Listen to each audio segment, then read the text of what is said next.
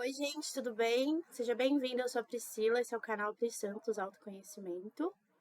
Bom, eu tô aqui com vocês hoje para falar de um tema que é bem sensível para mim, mas após algumas reflexões e seguindo o que eu própria proponho aqui no canal, que é o autoconhecimento, eu dei um mergulho em mim mesma, analisei algumas coisas, revi os últimos 2 vídeos que eu fiz. E eu percebi que tinha alguns pontos que poderiam ser trabalhados, esclarecidos e até usados como, não digo bem um espelho, mas como um objeto de experiência. Eu acho muito válido usar a experiência pessoal para passar algum tipo de mensagem, de ensinamento, de lição, não para ninguém, assim. Claro que se puder ajudar de alguma forma ou contribuir, mas para mim mesma, sabe? E eu acho muito extremamente terapêutico falar sobre as experiências e tudo que envolve elas. E eu estava refletindo, né? Eu falei muito aqui sobre neurociência, sobre mecanismos do cérebro e tudo mais. E eu estava revendo meus vídeos antigos, conexão com Deus, meditações, o sagrado em nós.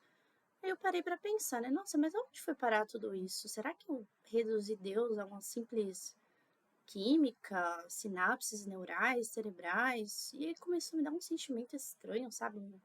Um aperto no peito, porque, sim, não vou entrar em detalhes, mas digamos que eu tenha vivido experiências espirituais muito intensas, para dizer o mínimo. Não falo isso hoje com rancor, eu percebo que parece que transpareceu um pouco de rancor, de querer achar culpados ou alguma coisa assim, sabe? Mas eu parei para pensar e estava caminhando esses dias pelo centro da cidade, depois de ter o amparo da neurociência, né?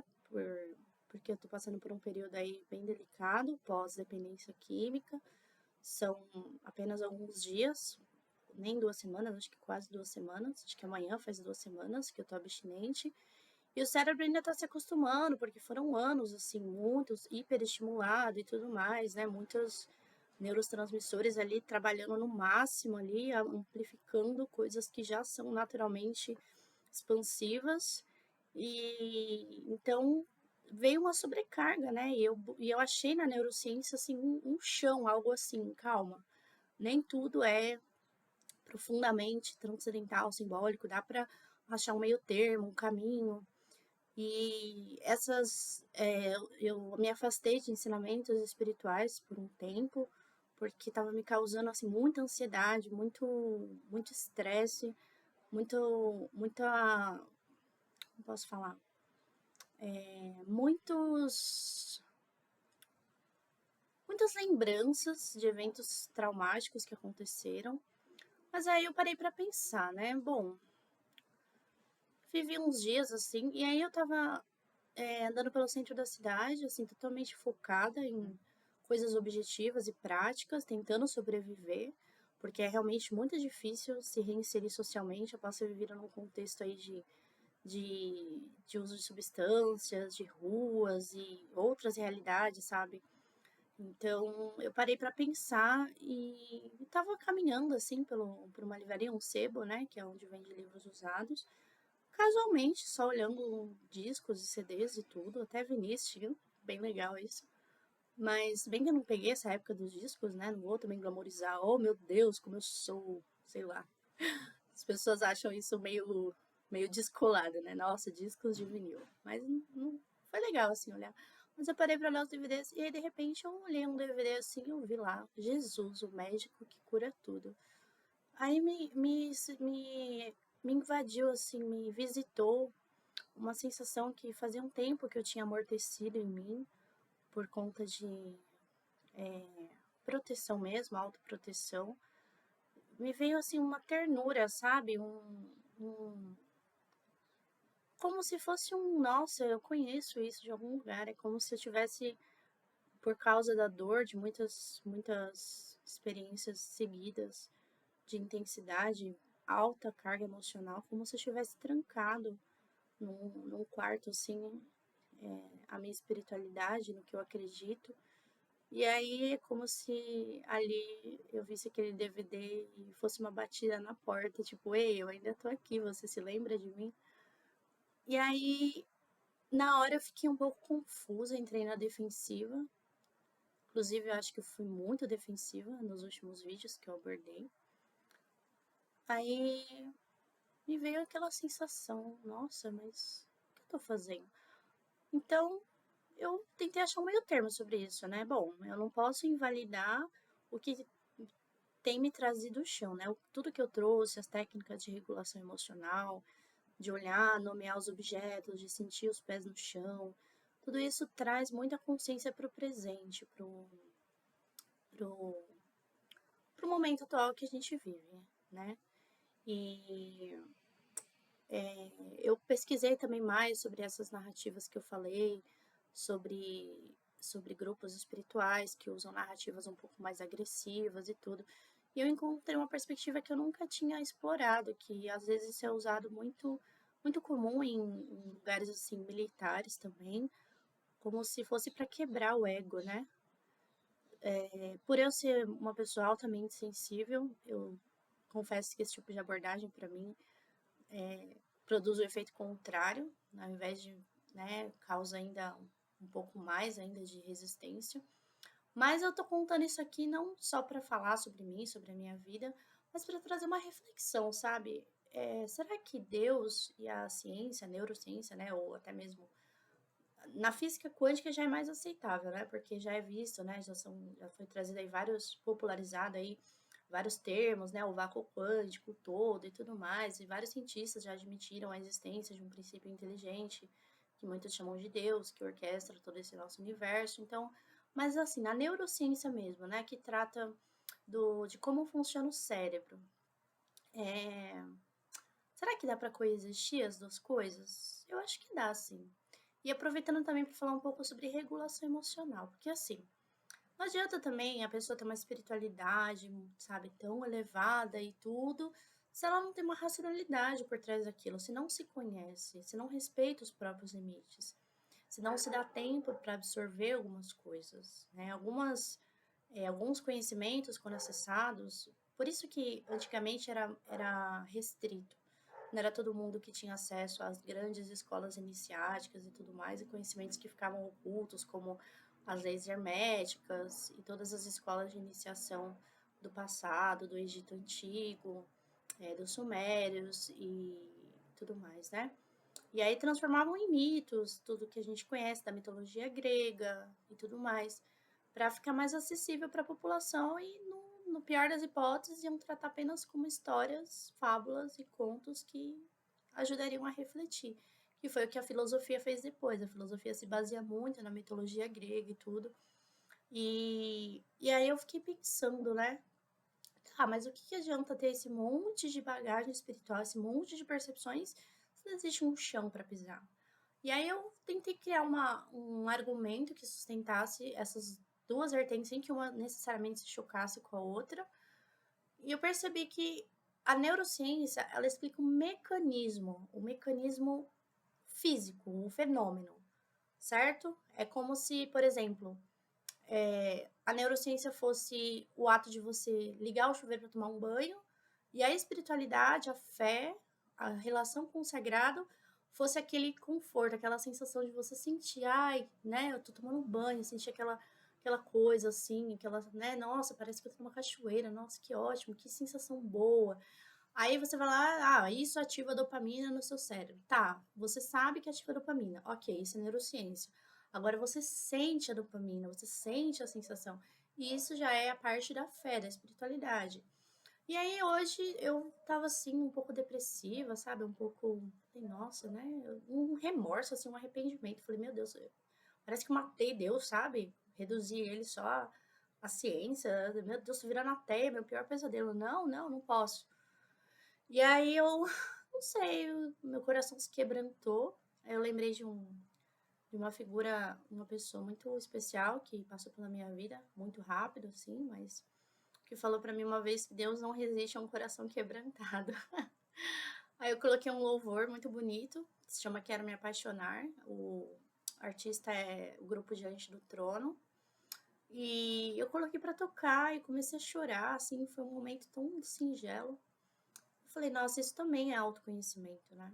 Então, fui lá fora, aí parece que o sol abriu, sabe? Brilhou. Eu falei, nossa, que coisa, né? Isso a neurociência não explica. Ó, ela vai falar, não existe fatos objetivos que sustentem que após ouvir um louvor, o céu se abriu para você.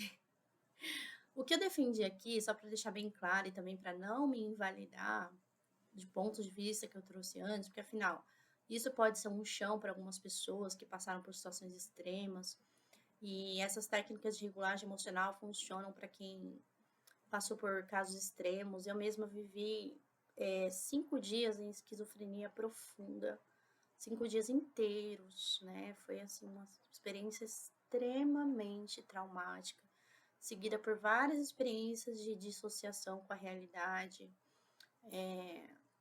vivendo nas bordas mesmo, né? Já fui diagnosticada com borderline, com vários transtornos de personalidade, múltiplas personalidades, borderline, tudo isso que é classificado pela ciência, né? Que é estudado como, traduzido como a psicologia. Mas eu fico pensando, borderline, né? Você vê na borda. E eu fiquei praticamente 7 anos vivendo nessa borda. Aí eu pensei, e se eu puder fazer as pazes com o que eu realmente acredito e continuar com essa estabilidade, assim, não me tornar fria, né? Porque eu experimentei, eu vi como é acordar e não ter no que acreditar. Eu fiquei assim, desesperada. Eu falei, nossa, eu virei um robô, mas eu não quero isso, sabe? Eu amo Deus, eu amo meu pai, sabe? Eu amo meu Criador, entende? E aí, o que fez despertar isso foi. Eu tava assistindo, acordei de manhã, assim, triste, melancólica, porque eu senti o vazio que fica quando Deus sai é uma coisa. Nossa, sabe? Eu acho que é pior do que a abstinência. E dizem que a abstinência é uma coisa pior do que a fome, que a pessoa sentir fome. Então, imagina o meu estado. Aí eu liguei a televisão de manhã buscando algo leve, bonito, para me trazer conforto. E tem uma série muito legal na Netflix que chama Annie, com E, Anne, with an E, em inglês. E é a história de uma menina órfã que é adotada por dois irmãos, um irmão e uma irmã, que são mais velhos e tudo. E no primeiro episódio acontece algumas coisas, né? Não vou dar spoiler aqui, mas enfim. Ela acaba fugindo de casa, acaba sendo mandada embora, né? Se sente rejeitada. E aí ela acaba fugindo. E aí o irmão, né? O que acho que é visto como uma figura assim paterna, ele vai atrás dela e tudo. E até, sabe, de uma forma assim, bem. Porque eles são ingleses, né? E todo mundo sabe que os ingleses são conhecidos por ser mais. Todo mundo sabe, não, isso é muito totalizante. Algumas pessoas têm conhecimento, essa percepção de que os ingleses eles têm uma personalidade um pouco mais reservada, sem mostrar muitas emoções. E nesse episódio ele fica assim meio não transtornado, mas ele fica assim, nossa, minha filha, sabe, uma garotinha. E ele vai atrás dela, sabe? E na hora que ele chega, ela tá pedindo dinheiro na estação para tentar voltar para casa, pra cidade de origem dela. E ele chega e ela tá assim ferida, machucada, sabe? No início ela fala, não, me deixa em paz, vai embora. Você tá me incomodando, você tá me perturbando. E aí uma pessoa fala, tem algum problema por aqui? Tem alguma coisa acontecendo? E a Anne fala, ela fala, esse senhor tá me perturbando. Aí ele fala assim, não, não tem nada demais, é somente a minha filha, ela é minha filha. E aí quando ele fala para ela, pro rapaz, né, ela é minha filha, ele fala publicamente, assume isso, ela olha para ele assim, transmite uma emoção tão profunda, sabe? Eu me identifiquei muito com isso porque eu tive a ausência da figura paterna na minha vida. Eu fui conhecer uma figura paterna de uma forma totalmente distorcida, num contexto ali de violência, né, sexual, quando eu era muito pequena. E depois eu conheci uma outra figura paterna, dessa vez totalmente oposta a isso, que representava segurança, estabilidade. E lá na adolescência, lá nos meados da adolescência, quando a personalidade está começando a se formar, ele, ele veio a falecer, sofreu uma perda aí emocional muito significativa. Então, esse lado da figura paterna sempre foi algo muito sensível para mim, né? E aí, quando ele olhou para ela e falou assim: não, ela é minha filha, uma coisa dentro de mim se movimentou, sabe? E eu pensei: meu Deus, meu pai, né? Meu pai dos céus, assim, né? Porque apesar de ter essa carência dessa figura representada aqui na forma humana, antropomórfica, né? eu sempre carreguei Deus como pai, né? E eu falei, eu tô brigada com Deus, tô brigada com meu pai. E eu senti o que a Enya sentiu, né? Como se ele falasse assim, ela é minha filha. E aí ela virou e voltou, assim, abraçou ele chorando. E eles voltaram pra casa. Aí eu senti, assim, aí eu passei, né? Dei um pico ali de dopamina, comecei a colocar músicas que eu me identificava, que eu gostava. Me senti livre, solta para me expressar, sem pensar muito no que eu tava fazendo. E aí me veio assim uma emoção, né? Aí primeiro veio uma tristeza, eu falei, não, eu preciso me retratar perante Deus, eu preciso, mas também sem me invalidar. E aí foi basicamente isso, e o que eu quero trazer com esse relato aqui, com essa experiência, não é simplesmente me expor ou glamorizar minha vida ou nada disso, sabe? Inclusive, até me desculpem o cenário aqui, eu tô no meu quarto, não sei se isso é um pouco inadequado, mas é a forma que eu consegui filmar agora. É sempre assim, parece que existem sempre dois extremos, né? Eterna briga, ciência e religião. Ou você acredita em Deus, ou você acredita que Deus não existe. Não existe um meio termo, segundo o que esse mundo diz para nós. Mas eu acho que se Jesus estivesse aqui na Terra, sabe? Eu acredito, né? E parte de mim, apesar de ter aí umas questões meio delicadas de colocar aqui, acredita que ele já esteja. Mas imagine se ele estivesse aqui. Você acha que ele ia voltar com aquele manto, falando parábolas sobre dracmas e tudo aquilo, sabe? Às vezes as pessoas talvez esperem que ele volte dessa forma, sabe? Quando na verdade ele pode voltar falando de ciência, integrando as coisas, entende? Então, eu não acho que seja errado estudar. Eu acho, inclusive, muito saudável, mas também sem deixar tudo absolutamente técnico, fechado, só porque isso é mais seguro e, na verdade, está só amortecendo as emoções, impedindo, às vezes, de ter uma experiência aí muito significativa, de muito aprendizado e também sem ter aquela uma coisa que me incomoda muito, né, em religiões assim. Talvez por isso eu admire tanto o budismo, né? Que é a religião assim que minha mãe segue, que fala muito sobre o caminho do meio, reflexão, tudo. Não também ficar exatamente extremamente obcecado pela figura do divino, mas simplesmente ser grato, agradecer, sabe? Sócrates falava, quanto mais eu estudo, mais eu entendo que eu não sei nada. Então eu revi meu vídeo assim, comecei a rir de mim mesma. Falei, nossa, Priscila, você, né, parece ali muito centrada, muito. Não estou me invalidando, nem me. Tá? Isso aí eu gosto de repetir porque eu fiz isso por muito tempo na minha vida, me critiquei muito, né? Acho que talvez seja resquício aí de outras existências, realidades, onde tinha aqueles conceitos que a pessoa tinha que se castigar, tinha que se chicotear, tinha que se autoflagelar para mostrar, né? Inclusive, até uma pessoa falou para mim do meu círculo que uma vez foi numa missa, assim, o padre falou: olhem bem para essa cruz, vocês estão vendo aqui, ó? Isso aqui é culpa de vocês são pecadores. Eu fico me imaginando naquela missa, assim, acho que eu ia ficar tipo, nossa, meu Deus, sabe? E é muito, é muito delicado assumir que não sabemos de tudo, não somos perfeitos, e assumir uma espiritualidade sem se colocar como. É... Desculpem aqui os cachorros, tá? Porque essa hora aqui é meio delicado. Sem se colocar como um. Não digo assim, um monstro, sabe? Mas simplesmente aceitando com gratidão que somos falhos, somos humanos e que existiu alguém que Deus enviou de uma forma muito especial para nos ensinar como viver, como ser gratos pela vida, como honrar a vida que nós temos e simplesmente aproveitar, não aproveitar como se não houvesse amanhã, sabe?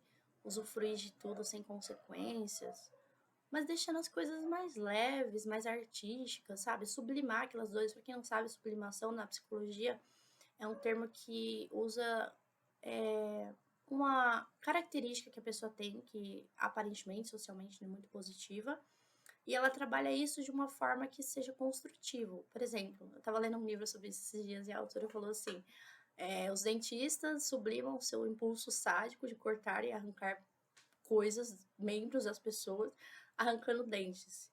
E os cirurgiões também. Escritores sublimam seu desejo de controle e intelecto absoluto, escrevendo coisas que fazem as pessoas refletirem. E por aí vai.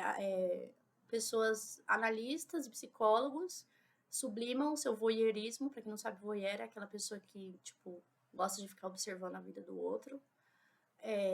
A vida, né, para falar, esse termo foi aí meio erotizado, mas enfim, não é o ponto do meu vídeo. Mas, sabe, sublimam isso trabalhando como psicanalistas e tudo. Então, tudo dá para ser sublimado, né? Então, eu pensei dessa forma. Falei, bom, por que não dá para viver com equilíbrio, assumindo os lados feios que a gente não quer encarar, sublimando isso de alguma forma? Talvez hajam pessoas que sublimem as coisas mais terríveis que existem de uma forma útil. Por que não, né? Então é isso, gente. Esse é meu vídeo de hoje. Não vou me alongar muito aqui. Espero que vocês tenham gostado. Tô me sentindo muito mais leve de fazer ele. Tô fazendo esse vídeo perto do carnaval. E eu tava até pensando, assim, eu tava tão, né, eu critiquei tanto, né, no meu primeiro vídeo, né, esquema Matrix e tudo. Eu tava tão na Matrix que eu tava até planejando. Falei, nossa, o que eu vou fazer nesse carnaval? Porque agora, né, não tem mais Deus, não tem mais... Não cheguei a pensar nesses termos, tá? Mas inconscientemente. Não preciso, não devo mais satisfação pra nada, eu tô livre, sabe? Eu sou livre e acabou. E aí Deus me colocou numa situação que eu tive que sair pra rua mesmo, fui tirar meus documentos. E aí eu vi aquela multidão assim no metrô, falei, nossa, eu não tô pronta pra isso, socorro. Então, né, aproveitando assim, tô fazendo esse vídeo, como eu falei, perto do carnaval. Aproveitar para refletir bastante, espero que também tenha servido para vocês refletirem. Quero pedir desculpas aqui se eu ofendi a fé de alguém de alguma forma, não é minha intenção. Sou muito grata por todas as experiências que eu passei. Tem muitas coisas que doem em mim, muitas coisas que eu gostaria de ter vivido, ter compartilhado, ter participado. Mas, né, infelizmente, as coisas não são realmente como a gente planeja. E acredito que dias melhores virão. E é isso. Muito obrigada por assistirem. Se vocês gostaram, deem um like para mim. Se gostarem, não se sintam obrigados, eu sempre falo isso. Se inscrevam no canal e fiquem com Deus. Até o próximo vídeo.